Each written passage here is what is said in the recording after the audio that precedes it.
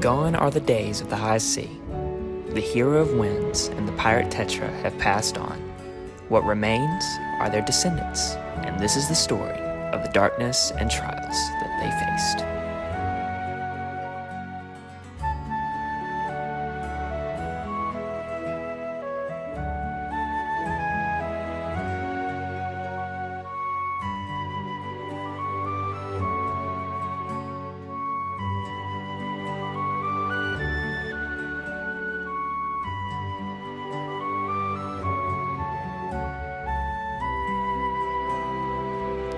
The game opens with Link looking to finally be Hyrule's new engineer. He lives with Nico, who is much older now than in his Wind Waker days, but still maintains that pirate spirit he had all those years ago. To become Hyrule's new official engineer, Link must meet with Princess Zelda. As far as the gameplay goes, it still feels the exact same as Phantom Hourglass. You still use the stylus to move Link around and to control the train that you'll be driving as well. The first parts of the game get you used to the feeling of controlling the train as you travel to Hyrule Castle to meet with Zelda. After traveling across the green fields of Hyrule, Link arrives in Castletown and is finally able to meet with the princess herself.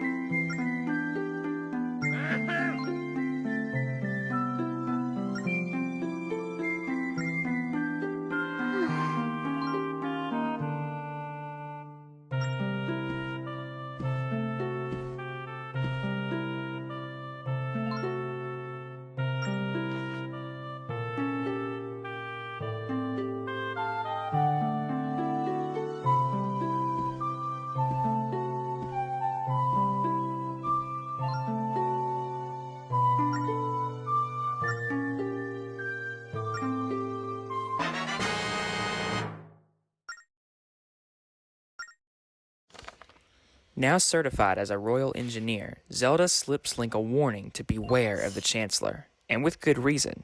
As the ceremony is wrapping up, Chancellor Cole appears to have an evil agenda of his own.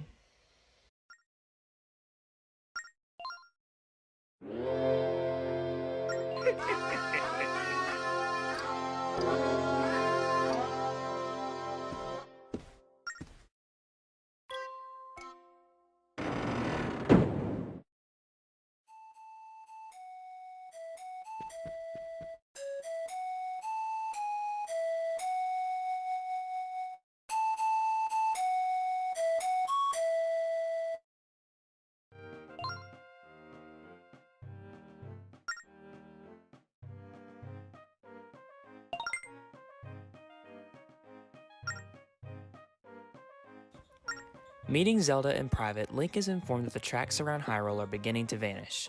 Zelda believes that the cause is due to something going wrong at the Tower of Spirits.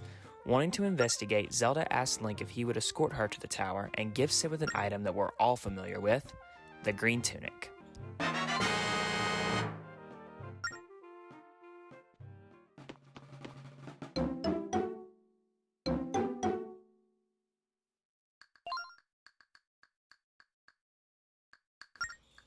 To escort Zelda, we have to sneak out of the castle, and this is where a new element of gameplay is introduced. With a simple tap, you can switch between playing as Link and playing as Zelda. This is the first time in a mainline Zelda game where the princess is actually playable in some form. After sneaking out of the castle, Zelda and Link journey to the Tower of Spirits, but little do they know that everything is about to change.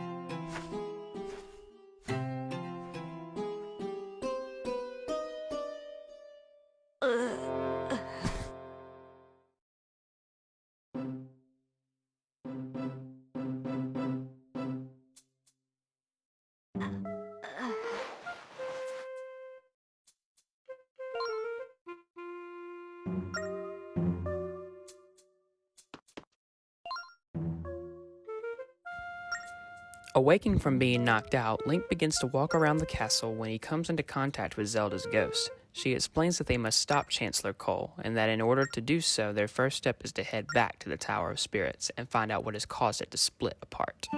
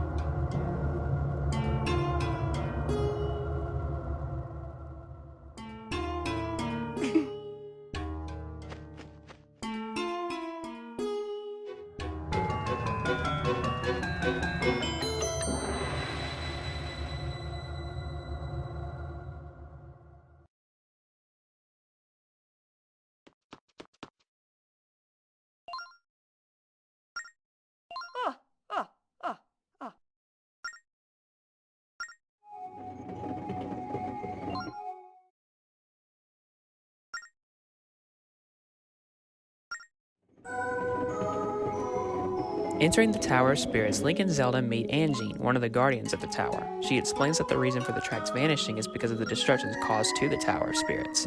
She also explains that Chancellor Cole intends to resurrect the Demon King Malladus with Zelda's body used as its vessel. In order for the spirit tracks to be restored, Link must seek out the 4 temples in the forest, snow, ocean, and fire realms. But to do that, Link needs a map to these temples, and they are only found in the Tower of Spirits. So Link sets off to find the first real map.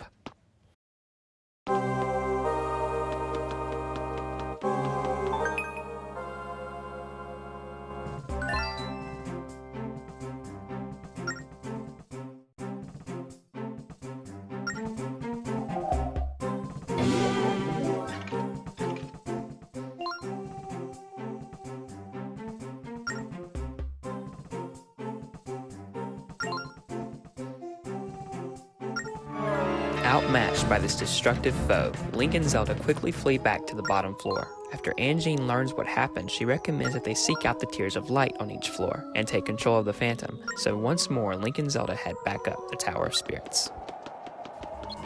Being aware of the Phantom's movements, Link sneaks around looking for the Tears of Light to power his sword. Once he collects them all, he manages to hit the Phantom in the back, and what happens next is game-changing in terms of gameplay.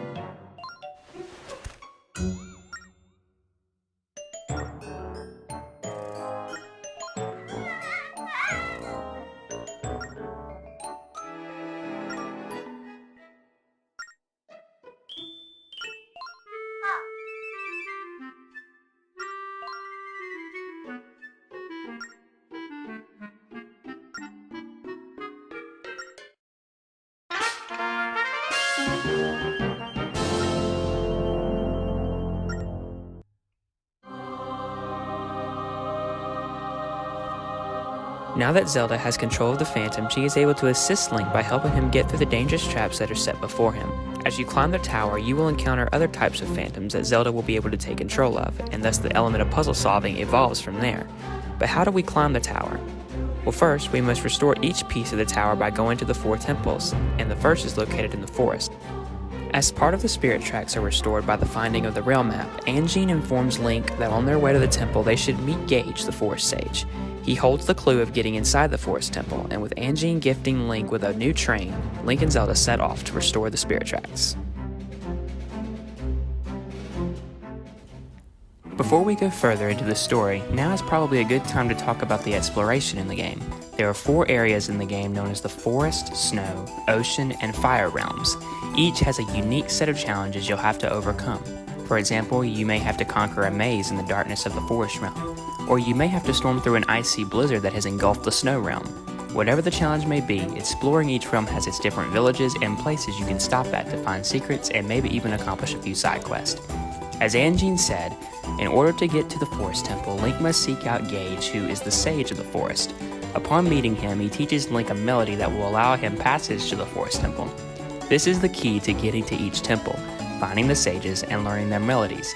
Restoring each temple allows for an additional piece of the Tower of Spirits to be restored. Speaking of temples, it's time to talk about my favorite, the Ocean Temple. In the waters of the Ocean Realm lies a passageway. When you enter this passageway, Link is able to travel underwater, and deep inside these waters lies the Ocean Temple.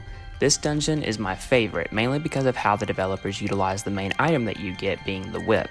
It's used to help you get around in creative ways, and it just makes the boss fight that much more epic. After surviving the treacherous trials, Link is able to restore a piece of the Tower of Spirits. This is what happens when you complete the dungeons in the game. As you restore the tower piece by piece, you are able to climb to the top, and once they make it to the top of the Tower of Spirits, what Link and Zelda find is a sight to be seen.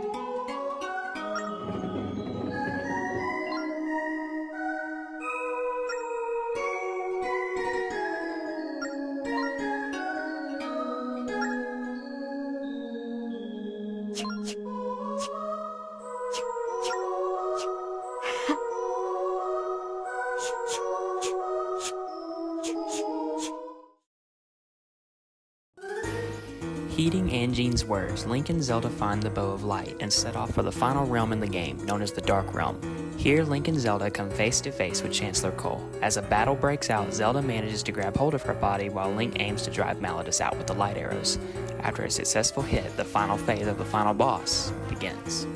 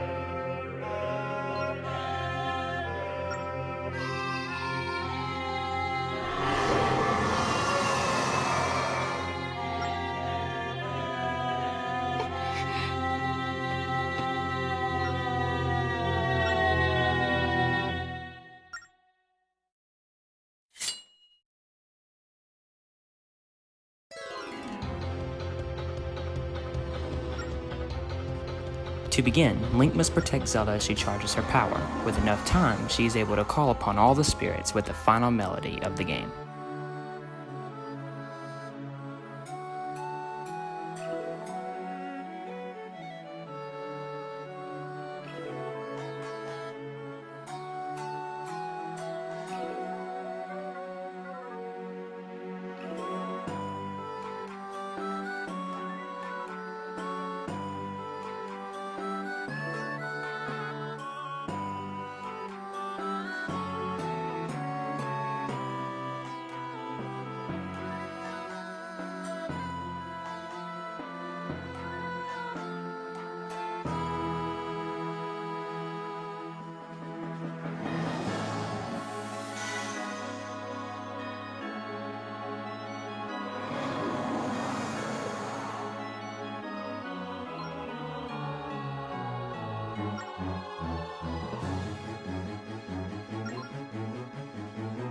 For this fight, you'll be using both Link and Zelda, with Link distracting Malladus while Zelda aims the Bow of Light. With perseverance and teamwork, Link and Zelda finally vanquish the Demon King, once and for all.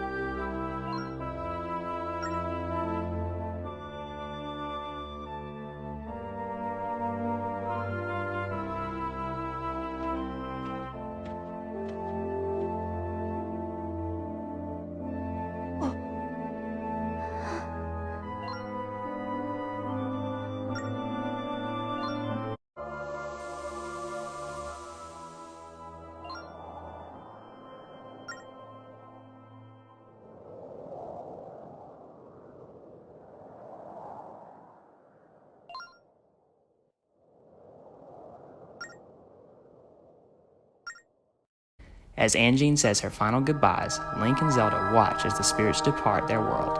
In terms of the story, this game is my favorite. It closes out everything that was started in the Wind Waker, from seeing where Nico was at the beginning of the game to seeing Zelda call for Tetra at the end. This game is still amazing, but there is still more adventures to go.